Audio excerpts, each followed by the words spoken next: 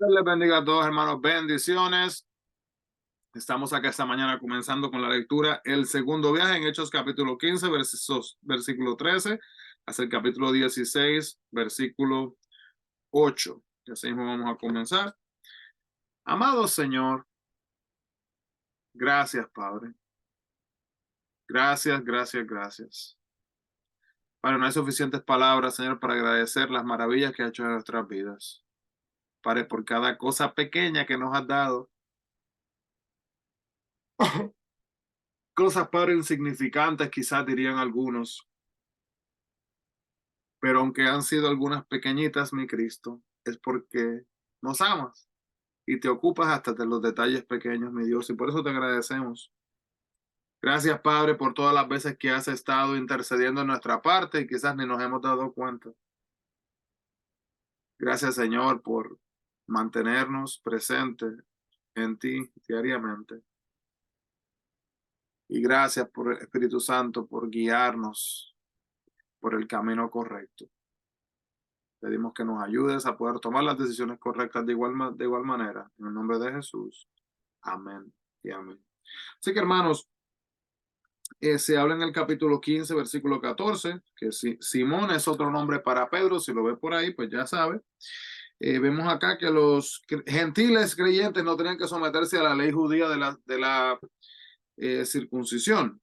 Y en cambio el concilio les pidió apartarse de la idolatría, de fornicación, ya que había una parte común de la adoración que era considerada idólatra por medio de la fornicación.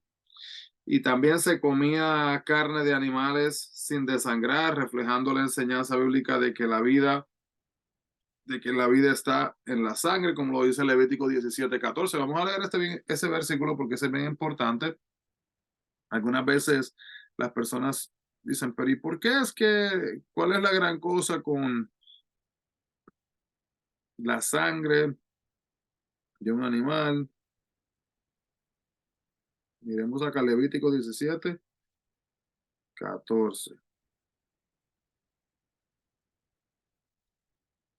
Dice lo siguiente.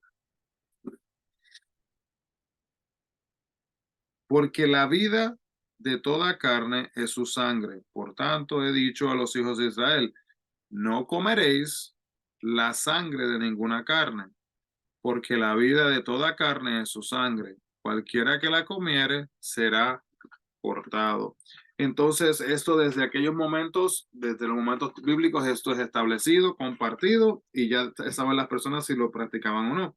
Entonces, si los cristianos gentiles se hubieran abstenido de estas tres prácticas, habrían complacido a Dios y habrían logrado una mejor relación con los cristianos judíos. Pero también es cierto entender que también hubo otras actitudes indebidas en los creyentes, pero los judíos estaban especialmente preocupados por estas tres específicas que les compartí. Entonces, también este compromiso ayudó a la iglesia a crecer con libertad entre las diferencias culturales y de judíos y gentiles. Entonces, cuando hablamos de lo que es un mensaje, ¿verdad? Enfrentando las limitaciones culturales, las prácticas sociales y económicas, debemos de asegurarnos de que Dios y no la gente establezca los requisitos de la fe, hermanos. Algunas veces las personas se ponen a hablar o a demandar y literalmente lo están haciendo en base a sus propias creencias, no basándose en la Biblia, y luego eso termina creando fricción, ¿verdad? Fricción, choque entre las personas que están tratando de conocer del Señor. Así que el apostolado, hermano, no era un oficio de la iglesia, sino una posición y función basada en ciertos dones. Los ancianos se elegían para administrar la iglesia y en esta reunión los apóstoles se sometieron a las decisiones de un anciano, Jacobo, en este caso, que era el hermano de Jesús. Entonces Silas acompañaría más tarde a Pablo en su segundo viaje misionero en lugar de Bernabé, quien visitó diferentes ciudades con Juan Marcos, en base a lo que nos muestra la palabra. Pero entonces esta carta respondía a sus inquietudes y llevó gran alegría para los cristianos gentiles en Antioquía. Capítulo 15, versículo 31, donde hermosamente escrita apelaba a la dirección del Espíritu Santo y explicaba lo que debía verse en cuanto a los lectores cuando pudieran ver lo que había escrito y procesarlo. ¿verdad? ¿Qué tipo de práctica tenían que hacer? Si tenían que hacer eso, aquello, cualquiera lo que iban a hacer. Entonces, es importante, ¿verdad? Que no solamente se lea lo que estaba escrito, sino también que se aplicar en la vida de las personas.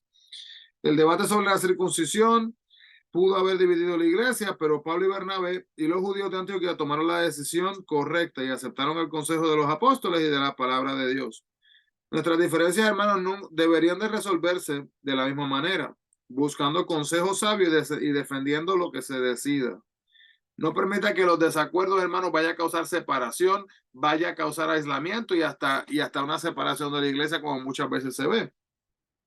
Los cristianos no siempre están de acuerdo, pero los problemas pueden resolverse al aceptar que discrepamos y permitir que Dios cumpla su voluntad. Entonces, en su segundo viaje misionero, Pablo lleva a Silas como compañero aproximadamente 3 años después de haber finalizado el primer viaje misionero. Entonces visitaron varias de las ciudades que recogieron en el primero y algunas más, y este viaje sentó las bases para el inicio de lo que es la obra en Grecia. Silas entonces participó en el Concilio de Jerusalén y fue una de las 2 personas elegidas para representar entonces a la iglesia en Jerusalén. Para llevar así la decisión y la carta a Antioquía, Pablo entonces de la iglesia de Antioquía escogió a Silas de la iglesia de Jerusalén y viajaron juntos para difundir las buenas nuevas del evangelio por donde quiera que ellos iban a viajar en este viaje. Este equipo reveló la unidad de la iglesia después de tomada la decisión de Jerusalén. Y luego vemos también entonces que Timoteo, ¿verdad? Es el primero y la segunda generación mencionada en el Nuevo Testamento, y su mamá Eunice y su abuela, Loida, se convirtieron creyentes y fielmente influyeron a sí mismo en él. Como se nos llama a nosotros como padres y como madres, hermanos, que instruyamos a nuestros niños, ¿verdad? En el camino y aun cuando llegaren a viejos no se apartarán de él, como dice la palabra en Proverbios. Y a pesar de que el padre de Timoteo al parecer no era cristiano, la fe de su madre, disculpen, la fe de su madre y de su abuela prevalecieron. Nunca subestime las consecuencias a lo largo a largo alcance de enseñarle a un niño a amar al Señor desde pequeño. Hermano, no le podemos quitar valor, ¿verdad? Y ni quitarle importancia a cuán importante es enseñarle a los niños, ¿verdad? Del Señor, de la palabra de Dios. Entonces, Timoteo y su madre Eunice eran de Listra. O tal vez Eunice oyó predicar a Pablo cuando estuvo allí durante su primer viaje, no sabemos exactamente, pero como que la posibilidad quizás está ahí. Timoteo fue el hijo de una madre judía y de padre griego. Para los judíos, un mestizo como un samaritano, prácticamente la misma idea. De ahí entonces que Pablo le pide a Timoteo que se circuncidara para borrar algo del estigma que pudieran tener los creyentes judíos. A Timoteo no lo obligaron a circuncidarse. El Concilio de Jerusalén lo decidió en el capítulo 15.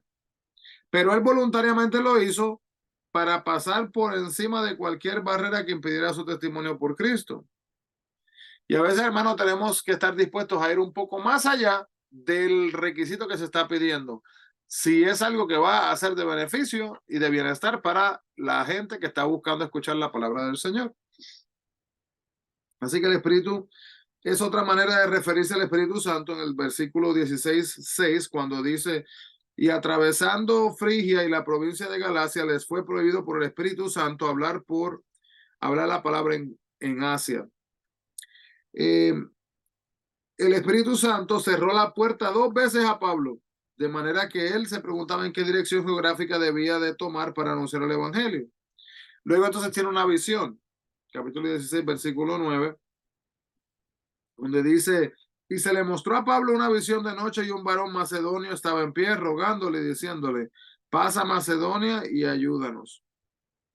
Entonces, hermano, luego vemos acá que a Pablo se le da una dirección totalmente divina, ¿verdad? Una dirección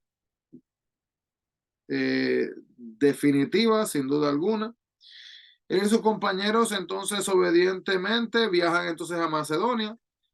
Y entendemos, hermanos, que el Espíritu Santo, ¿verdad?, nos va a guiar a nosotros en el camino correcto siempre y cuando nosotros le busquemos, siempre y cuando estemos dispuestos a escuchar. Algunas veces hablamos y hablamos y hablamos y hablamos y hablamos y no esperamos el momento donde Dios nos va a hablar en nuestras vidas. Qué importante es orar, pero también qué importante es escuchar de Dios y de su palabra. Amado Dios, gracias, Padre, por amarnos tanto que estás dispuesto a hablar con nosotros en toda hora, en todo momento, Señor. En escucharnos en toda hora y en todo momento, Señor. Padre, venir, morar en nuestras vidas, Señor, y estar dispuesto a sí mismo a poder guiarnos desde el pensamiento, nuestras palabras, Señor, nuestro modo de ser, nuestro futuro, dónde vamos a estar, qué vamos a estudiar, qué vamos a hacer, qué no vamos a hacer, cómo trataremos en el hogar, a la familia, a los de afuera, los que te conocen, los que no te conocen, los del trabajo, los vecindarios, los amigos, aquellas personas que quizás no le causa gozo que te sirvamos a ti. Señor, toma control y ayúdanos, Padre, a que podamos compartir esta palabra con otras personas de igual manera. Padre, y que sea asimismo una oración de restauración para la gloria y la honra tuya. Pedimos todas estas cosas en tu santo nombre, en nombre de Jesús. Amén y amén. Así que Dios le bendiga, hermano, grandemente. Bendiciones y no se olvide, busquemos la presencia del Señor. Dios le bendiga.